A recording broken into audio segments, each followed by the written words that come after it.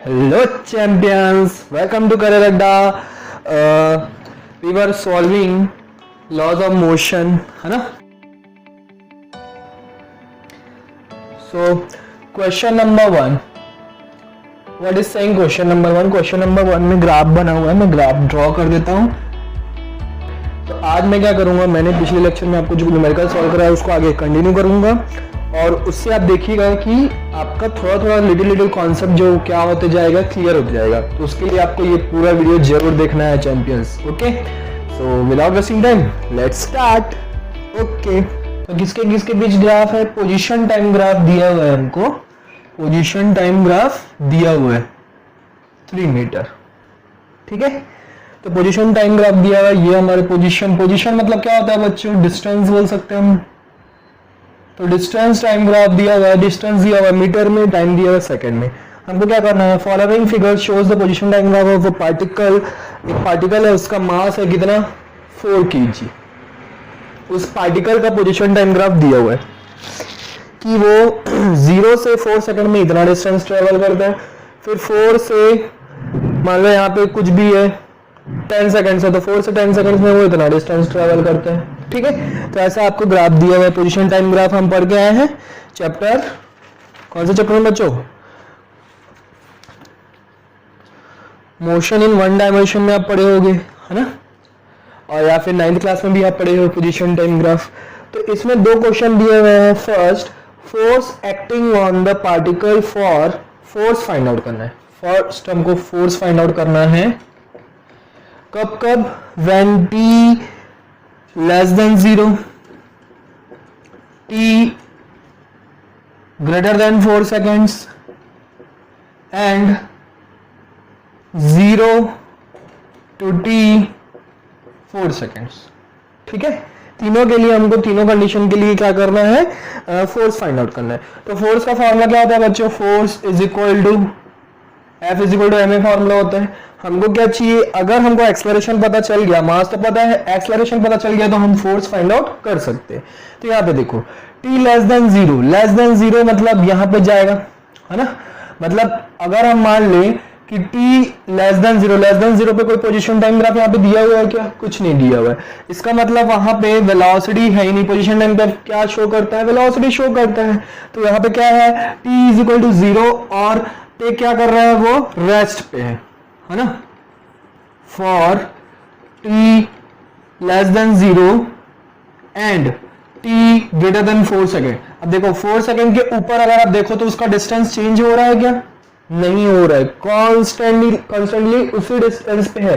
तो ऐसा कब पॉसिबल है बच्चों? की मान लो आपने 10 मीटर का डिस्टेंस ट्रेवल किया, उसके बाद आपका जो डिस्टेंस है वो उतना ही है, 10 मीटर ही है. 10 घंटे बाद, 20 घंटे बाद, 30 घंटे बाद भी आपका 10 मीटर ही है आपका डिस्टेंस. तो इसका मतलब क्या है कि आप उस पोजीशन पे क्या आ गए? रेस्ट पे आ गए. तो इस ग्राफ को देख के पता चल रहा है कि A to B after 4 second, t is greater than 4 second मतलब आफ्टर 4 सेकंड. आफ्टर 4 सेकंड हमको एक कांस्टेंट लाइन मिल रही है, स्ट्रेट लाइन मिल रही है. A to B के बीच में जो उसका डिस्टेंस है वो कितना है? 3 मीटर ही है, मतलब कांस्टेंट है. इसका मतलब यह दोनों के लिए क्या है? At rest. तो एट रेस्ट हो जाएगा दोनों कंडीशन के लिए. तो एक्सेलरेशन कितना हो जाएगा? 0 हो जाएगा. इसका मतलब फोर्स भी कितना हो जाएगा? 0 हो जाएगा. देखिए बच्चों थोड़ा सा कॉन्सेप्चुअल क्वेश्चन है ना? नेक्स्ट इसके लिए देखते हैं 0 t 4 सेकेंड मतलब 0 और 4 सेकेंड के बीच में. तो 0 और 4 सेकेंड के बीच में क्या बन रहा है? स्लोप बन रहा है. ये हमारा क्या बन रहा है? स्लोप बन रहा है ना? तो पोजीशन टाइम ग्राफ में स्लोप क्या शो करता है? कांस्टेंट वेलोसिटी को शो करता है. पोजीशन टाइम ग्राफ में स्लोप जो है वो किसको शो करता है? कांस्टेंट वेलोसिटी को शो करता है. तो अगर वेलोसिटी कांस्टेंट है तो एक्सेलरेशन भी क्या होगा? 0 होगा. और अगर एक्सेलरेशन 0 है तो फोर्स भी क्या होगा? 0 होगा. तो इसका मतलब आप t लेस देन 0 लो या ग्रेटर देन 4 सेकेंड लो या 0 और 4 सेकेंड के बीच में लो, तो यहाँ पे फोर्स क्या है? 0 है. ठीक है, मतलब इस पूरे कंप्लीट ग्राफ के लिए फोर्स कितना है? 0 है. सेकंड कंडीशन देखें, समझ में आया बच्चों? ओके, इंपल्स फाइंड आउट करना है at t is equal to 0. Impulse find out करना है. इंपल्स का फॉर्मूला क्या होता है बच्चों? फोर्स इंटू टाइम, है ना? और फोर्स का एक और फॉर्मूला होता है according to second law of motion, del p by del t, यही होता है। तो अब क्या करो, डेल टी को उधर भेजो, तो force into time, force into del t जो है वो किसके इक्वल मिलेगा, डेल पी के इक्वल मिलेगा। तो आप impulse is equal to direct क्या लिख सकते हो, चेंज इन मोमेंटम, ठीक है। अब यहां पे बोल रहे हैं कि at t is equal to 0 and t is equal to 4 second, at t is equal to 0 पे हमको इम्पल्स बताना है, सेकेंड हमको क्या बताना है, t is equal to 4 second पे हमको इम्पल्स बताना है। Assume that motion is one dimension, तो हमको ये अज्यूम करना है कि उसका जो मोशन है वो कैसा है, वन डायमेंशन है, ठीक है। एम दिया हुआ है, एम तो कांस्टेंट ही रहेगा। हमको चेंज इन मोमेंटम के लिए u और v की वैल्यू चाहिए। u की वैल्यू कितनी होगी, t इज इक्वल टू 0 पे 0 होगी, और v की वैल्यू कितनी होगी, कितनी होगी बच्चों, v की वैल्यू कितनी होगी t इज इक्वल टू 0 के लिए,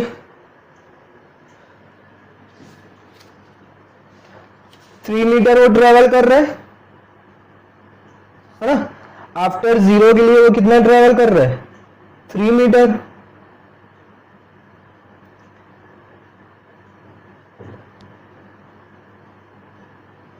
t इक्वल टू 0 पे वेलोसिटी 0 हो जाएगी, और ओके ग्रेटर देन 0 के लिए अगर हम t इज ग्रेटर देन 0 लेते हैं तब हमको वेलोसिटी कितनी मिलेगी, 3 मीटर उसने ट्रेवल किया और टाइम उसको कितना लगा 4, तो 3/4 मीटर पर सेकेंड फाइनल वेलोसिटी। बस यहाँ पे पुट कर दो।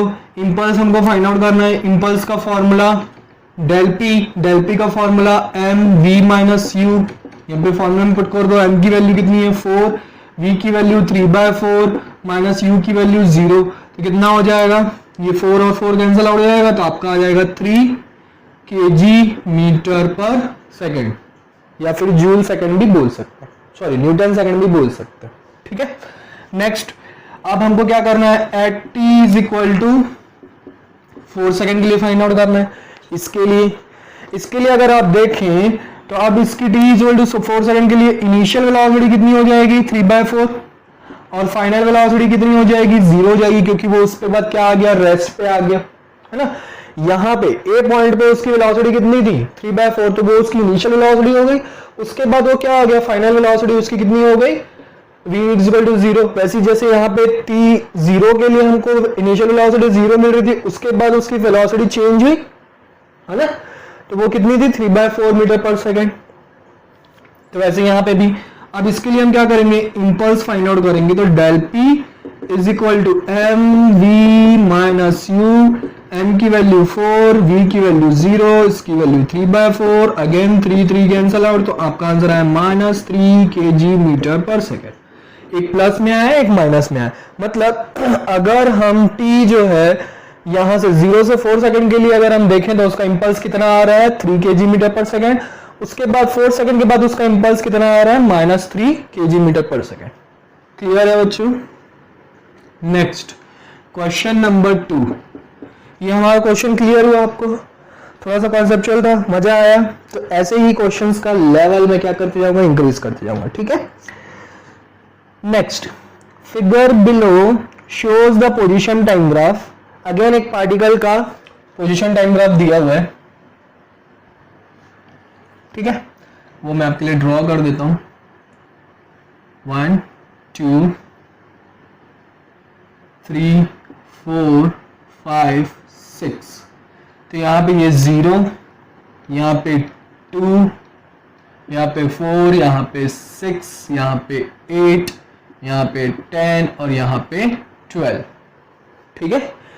अब ये जो है ये 2, तो ये आपको अगेन क्या दिया हुआ है, डिस्टेंस दिया हुआ है इन मीटर, और ये t दिया हुआ है in second. Position time graph दिया हुआ है ऑफ पार्टिकल जिसका मास कितना है, इस बार पार्टिकल का मास कितना है 0.04 kg, ये मास है।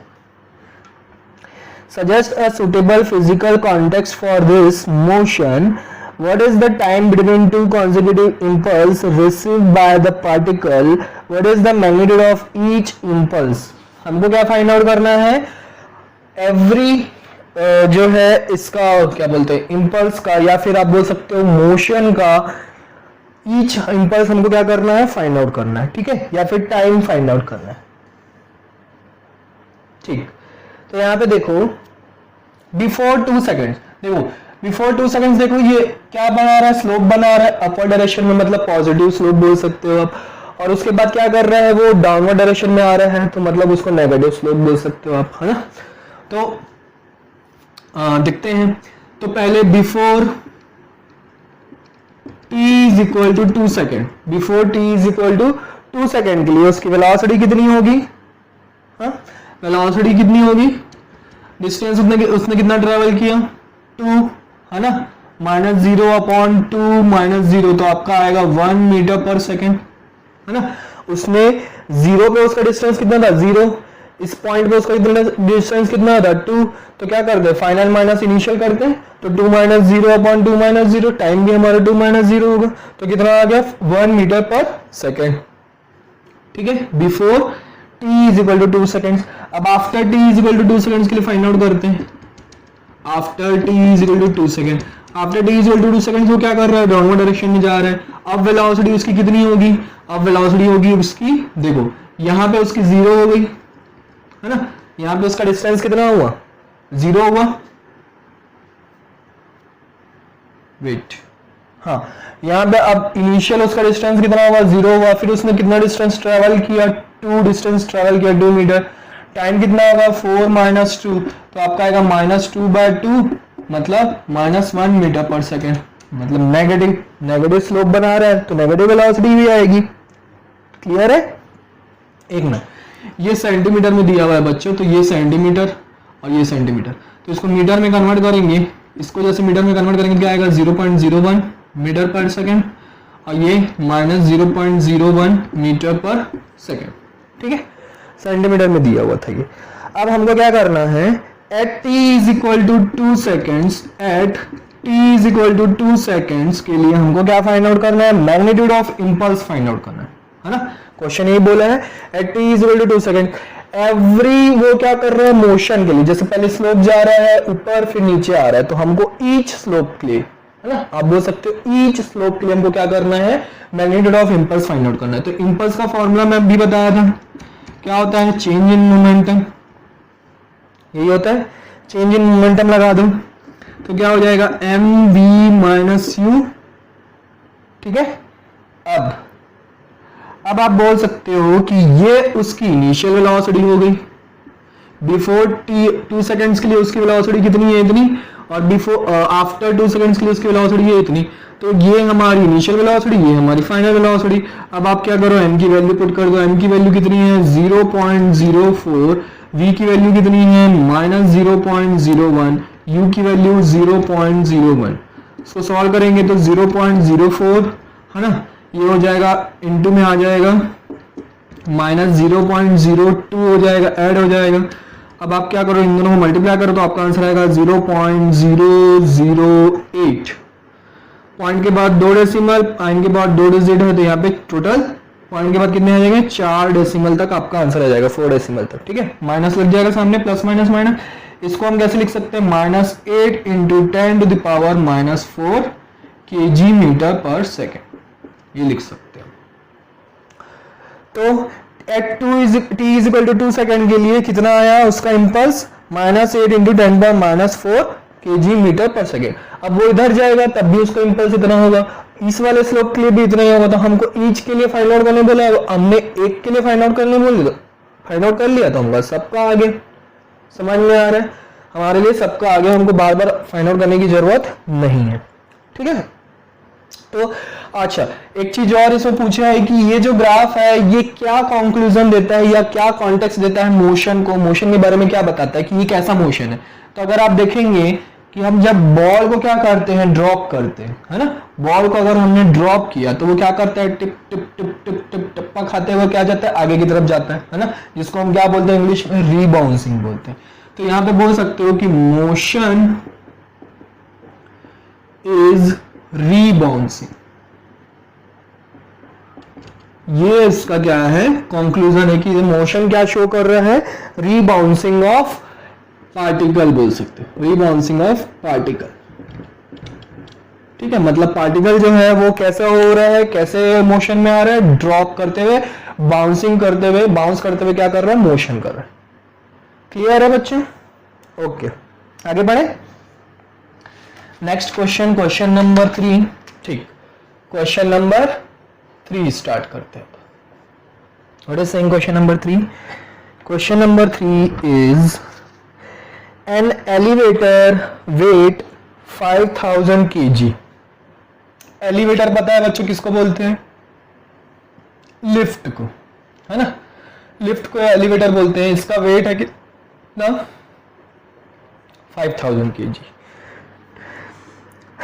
When the upward tension in the supporting cable, अब ये जो है लिफ्ट जो है किससे कनेक्टेड रहती है?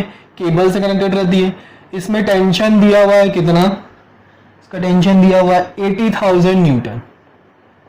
80,000 न्यूटन इसमें टेंशन दिया हुआ है कितना? 80,000 Newton. What is the upward acceleration? Upward acceleration बोल रहा है, मतलब ये लिफ्ट किस तरफ जा रही है? ऊपर की तरफ जा रही है। तो एक्सलरेशन हमको फाइंड आउट करना है। ठीक है, और क्या फाइंड आउट करने हैं? Also calculate the distance travelled by it in 5 second when it is starts from rest. अगर ये रेस्ट से स्टार्ट होता है तो u की वैल्यू 0 है ना। अगर ये रेस्ट से स्टार्ट होता है u की वैल्यू 0, कितना डिस्प्लेसमेंट ट्रेवल किया पूछ रहा है, मतलब s की वैल्यू पूछ रहा है इन 5 सेकेंड्स, मतलब t की वैल्यू कितनी दी हुई है? 5 सेकेंड्स दी हुई है। क्वेश्चन समझ में आया? एक एलिवेटर है, एक लिफ्ट है जिसका मास है 5000 kg। 5000 kg। अब ऊपर की तरफ वो केबल से कनेक्टेड है, तो केबल में ऐसे ये केबल से क्या है? अटैच्ड है ना। तो केबल से कनेक्टेड है, तो केबल में जो टेंशन है वो 80,000 न्यूटन है। अब ये पूछ रहे हैं जब अपवर्ड डायरेक्शन में लिफ्ट जा रही है तो उसका एक्सलरेशन कितना है और इसने कितना डिस्टेंस ट्रेवल किया व्हेन, जब वो क्या करती है? रेस्ट से स्टार्ट करती है, और 5 सेकंड में उसको कितना डिस्टेंस ट्रेवल किया, ये हमको फाइंड आउट करना है। 2 चीज हमको फाइंड आउट करनी है। ठीक है, तो इसके पहले लेक्चर में मैंने फर्स्ट लेक्चर में न्यूटन्स लॉज ऑफ मोशन के फर्स्ट चैप्टर में मैंने आपको बताया कि एफबीडी कैसे ड्रॉ करते हैं, तो वो यहाँ पे अब काम आएगा बच्चों। ठीक है, अगर आपको एफबीडी ड्रॉ करना नहीं आता है तो आप क्या करो, लॉज ऑफ मोशन 01 करियर अड्डा करके सर्च करो यूट्यूब पे, आपको वो वीडियो मिल जाएगा, वहां से पढ़ के आइए एफबीडी कैसे ड्रॉ करते हैं। मैं यहाँ पे एफबीडी ड्रॉ करता हूँ। ये हमारा एलिवेटर, ठीक है, इसमें अपवर्ड डायरेक्शन में क्या लग रहा है? टी। डाउनवर्ड डायरेक्शन में क्या लगेगा? mg, ग्रेविटेशनल फोर्स लगेगा, इसका कुछ ना कुछ फोर्स होगा mg, है ना।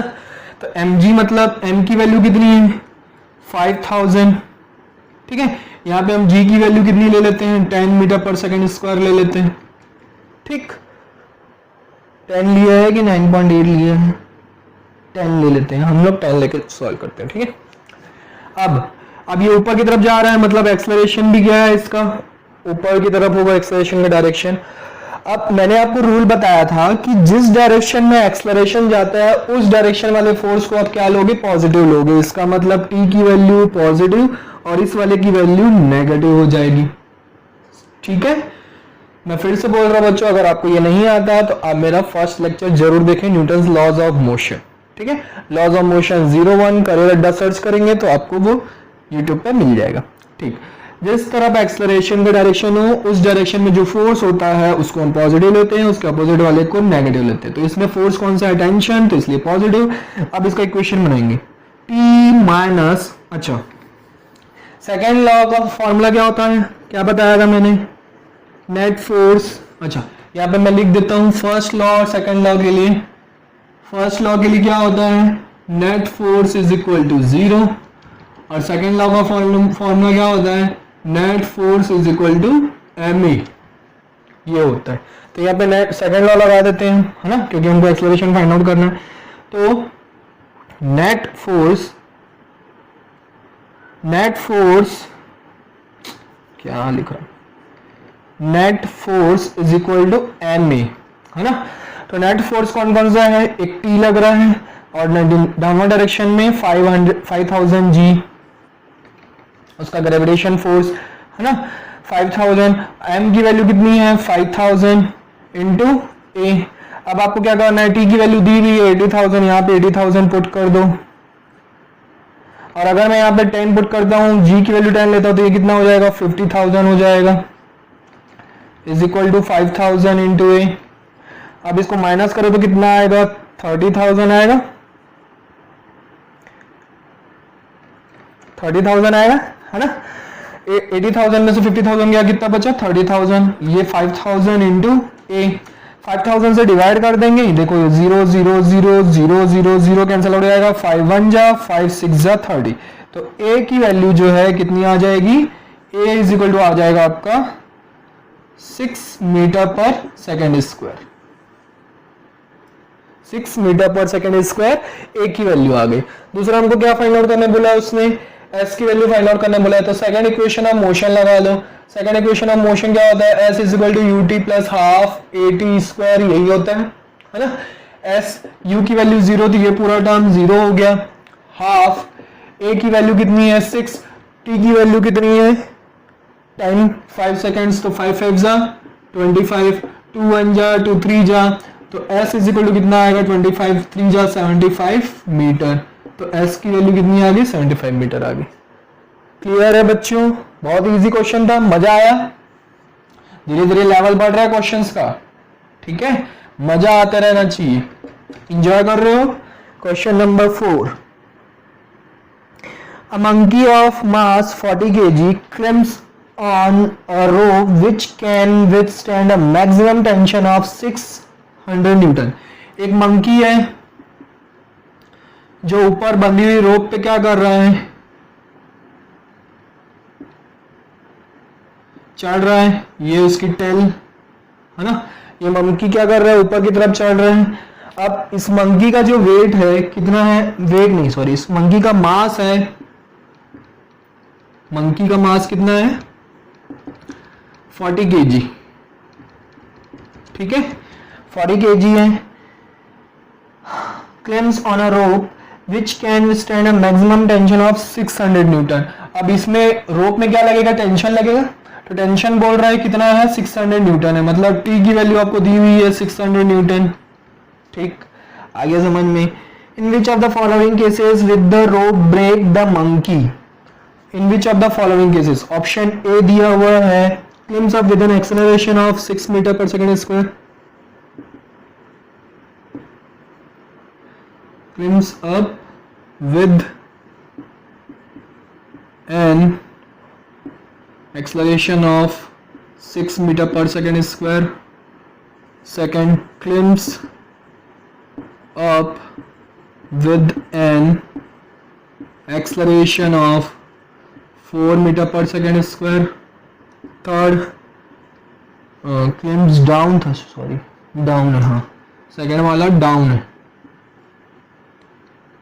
ठीक है। climbs up with an uniform velocity या uniform speed of 5 meter per second, ठीक है। एंड फोर्थ है falls down the rope, falls down the rope। चार ऑप्शन में से एक ऑप्शन जरूर ऐसा आ जाता है जो कि बच्चों के लिए वरदान हो जाता है ना। तो कई बच्चे सोचेंगे कि ये क्या करेगा, अगर रोप पे चढ़ेगा तो रोप सीधा नीचे गिर जाएगी, नहीं ऐसा नहीं होता है बच्चों, हर केस में नहीं होता है, ठीक है। तो यहाँ पे थोड़ा सा कॉन्सेप्ट लगाना पड़ेगा। आपको बोल रहा है कि इसका टेंशन जो है रोप का 600 न्यूटन है, मतलब अगर ये जो है हम मंकी क्या करेगा, फोर्स लगाएगा ऊपर की तरफ जाने के लिए, अगर ये 600 न्यूटन से ज्यादा अगर फोर्स लगाता है तब वो क्या हो जाएगी, ब्रेक हो जाएगी। तो हमको वही फाइंड आउट करना है कि कितने एक्सेलरेशन से वो जाएगा कि वो क्या हो जाए, ब्रेक हो जाए, ठीक है। तो मैक्सिमम एक्सेलरेशन हमको फाइंड आउट करना है, इसका मतलब हमको क्या फाइंड आउट करना है, मैक्सिमम एक्सेलरेशन। तो चलो इसका एफबीडी बनाओ, ये मंकी है, डाउनवर्ड डायरेक्शन में इसका mg लगेगा, m की वैल्यू है कितनी 40g, g की वैल्यू हम 10 ले लेंगे अगेन, ऊपर t है, t की वैल्यू है 600 न्यूटन, किस तरफ जा रहा है, ऊपर की तरफ जा रहा है, एक्सेलरेशन ऊपर। अगेन इक्वेशन क्या बनेगा, t minus 40g is equal to net force is equal to ma, यही फोर्स लगा रहा हूँ, फॉर्मूला लगा रहा हूँ। तो m की वैल्यू कितनी है 40a, ठीक है। अब t की वैल्यू कितनी है 600, 40 10 इनपुट करूंगा तो कितना हो जाएगा 400, 40 इंटू a ये कितना हो जाएगा 200 is equal to 40 into a, 0 0 cancel out, 4 1 जा 4 5 जा, तो एक्सलरेशन जो आया वो कितना आया 5 मीटर पर सेकेंड स्क्वायर आया, है ना। एक्सलरेशन जो आया वो कितना आया 5 मीटर पर सेकेंड स्क्वायर एक्सलरेशन आया। अब इसका मतलब क्या है, ये इसका मैक्सिमम एक्सलरेशन है, ठीक है, ये इसका क्या है मैक्सिमम एक्सलरेशन है। अगर इससे ज्यादा वो एक्सलरेशन वहां इससे ज्यादा एक्सलरेशन से अगर वो जाता है, मतलब 5.1 भी अगर वो एक्सलरेशन से जाता है तो रोप क्या हो जाएगी, तुरंत ब्रेक हो जाएगी। तो यहाँ पे देखो 5 मीटर पर सेकेंड स्क्वायर से ज्यादा कौन सा है, फर्स्ट वाला बोल रहा है कि अगर मंकी जो है ऊपर चढ़ता है कौन सा एक्सलरेशन से 6 मीटर पर सेकेंड स्क्वायर से, तो रोप क्या हो जाएगी, ब्रेक हो जाएगी। तो ऑप्शन कौन सा हुआ, 1 हुआ। समझ में आया बच्चों, हमने मैक्सिमम एक्सलरेशन निकाल दिया, हमारा आंसर आ गया। क्लियर है। क्वेश्चन नंबर 5 करें। A body of mass 2 kg is acted upon by 2 perpendicular forces. Sorry, एक बॉडी है 2 kg मास की बॉडी है, इस पे 2 परपेंडिकुलर फोर्स लग रहे हैं, ऐसा और ऐसा, एक परपेंडिकुलर फोर्स, एक लग रहा है 8 न्यूटन और एक 6 न्यूटन, ठीक है, 6 न्यूटन लग रहे हैं।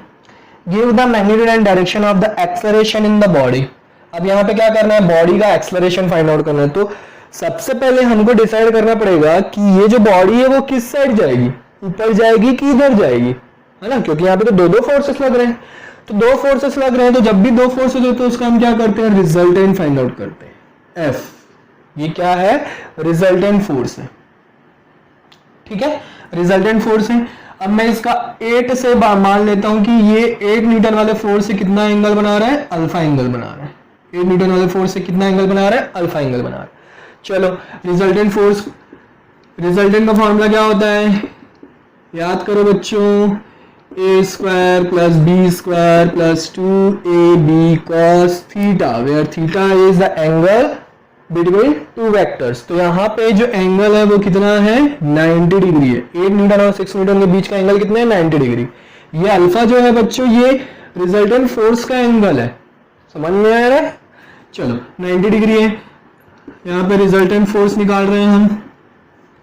एक फोर्स की वैल्यू है 8, दूसरे फोर्स की 6, 2 into 8 into 6 into cos 90। cos 90 की वैल्यू कितनी होती है बच्चों, 0। तो ये वाला पूरा टर्म क्या हो जाएगा, 0 हो जाएगा। तो आपका एफ आर जो मिलेगा वो कितना मिलेगा, 8 स्क्वायर मतलब 64 और 6 स्क्वायर मतलब 36, मतलब √100 मतलब 10 न्यूटन। तो रिजल्टेंट फोर्स जो है वो क्या लग रहा है, 10 न्यूटन लग रहा है। अब क्लियर हो गया कि जो फोर्स है वो इधर लग रहा है, मतलब ब्लॉक जो जाएगा इधर जाएगा, ठीक है। अब हमको क्या फाइंड आउट करना है, एक्सेलरेशन फाइंड आउट करना है। तो एक्सेलरेशन का फॉर्मूला क्या होता है, F by m, F is equal to m a से हमने क्या कर दिया, ये नेट फोर्स है ना, फॉर्मूला क्या है, net force is equal to m a. तो ए एम को जब ट्रांसपोज करेंगे तो क्या हो जाएगा, acceleration is equal to net force upon m. Net force कितना है, नेट फोर्स कितना आया, 10 न्यूटन आया। एम कितना है, 2 kg, तो 2 1 जा 2 5 जा, तो एक्सेलरेशन कितना आ गया, 5 मीटर पर सेकेंड स्क्वायर। मतलब वो 5 मीटर पर सेकेंड स्क्वायर के एक्सेलरेशन से क्या करेगा, मोशन करेगा। अब ये पूछ रहा है कि इस एक्सेलरेशन में डायरेक्शन किस साइड होगा, है ना। एक्सेलरेशन डायरेक्शन मतलब फोर्स का डायरेक्शन पूछ रहा है, जो रिजल्टेंट फोर्स है। तो रिजल्टेंट फोर्स का हमने मान लिया कि 8 न्यूटन से कितना एंगल बनाते हुए जा रहा है, अल्फा एंगल बनाते हुए जा रहा है। तो अब 10 अल्फा फॉर्मूला लगा दूंगा, ठीक है, 10 अल्फा फॉर्मूला लगा देंगे। तो यहाँ पे देखो, इस वाले को हम क्या कर दे, इधर ड्रॉ कर दे। पैरेलल शिफ्टिंग सिखाया था मैं वेक्टर चैप्टर में, नहीं आता तो आप क्या करो, वेक्टर चैप्टर पढ़ो। ये किसी भी वेक्टर को हम क्या करते हैं, पैरेलल शिफ्टिंग कर सकते हैं। तो ये इधर आ गया, ठीक है। अब ये अल्फा एंगल बना रहा है, मतलब वो परपेंडिकुलर हो गया। 10 अल्फा की वैल्यू कितनी होगी, परपेंडिकुलर अपॉन बेस फॉर्मूला होता है 10 का। तो परपेंडिकुलर आपका आ रहा है 6 और बेस कितना आ रहा है 8। तो ये आ जाएगा 2 3 जा 2 4 जा, मतलब 10 अल्फा जो है वो कितना है, 3/4 है। अब आपको मैं क्या बताया था, एक ट्रायंगल बताया था जिसमें 37 डिग्री हो। तो ये वाला क्या होता है 3, ये वाला होता है 4, ये वाला होता है 5। तो 3/4 आ रहा है, मतलब परपेंडिकुलर अपॉन बेस आ रहा है, मतलब ये देखो ये tan 37 की वैल्यू आ जाएगी यहाँ पे, तो इसकी जगह आप क्या लिख सकते हो tan 37 डिग्री, मतलब अल्फा इज इक्वल टू कितना आया 37 डिग्री। मतलब वो रिजल्टेंट फोर्स जो है या फिर उसका एक्सेलरेशन का डायरेक्शन जो है वो 8 न्यूटन से कितना बनाते हुए जा रहा है 37 डिग्री बनाते जा रहा है। अगर वो 6 न्यूटन से पूछा होता तो क्या कर दे, 6 न्यूटन से पूछा होता डायरेक्शन तो क्या कर दे, कुछ नहीं है, हमको क्या करना है इसको बीटा मान लो, तो टोटल एंगल 90 डिग्री है, तो आपको बीटा फाइंड आउट करना है, तो क्या करेंगे 90 माइनस अल्फा, मतलब 90 माइनस अल्फा मतलब 90 माइनस 37 डिग्री जो कितना आएगा 53 डिग्री आएगा। मतलब वो 6 न्यूटन से कितना एंगल बनाते हुए जा रहा है 53 डिग्री एंगल बनाते जा रहा है। क्लियर है बच्चों, बहुत ही इजी कॉन्सेप्ट था। आज के लिए इतना ही। नेक्स्ट क्या करेंगे, नेक्स्ट लेक्चर में मैं और भी न्यूमेरिकल लेके आऊंगा और भी आपका लेवल क्या हो जाएगा, अप हो जाएगा। तो आप क्या करो, कंटिन्यूअसली प्रैक्टिस करो, डाउट्स निकालो और हमसे क्या करो, शेयर करो। Okay champions, bye bye, take care, see in the next lecture.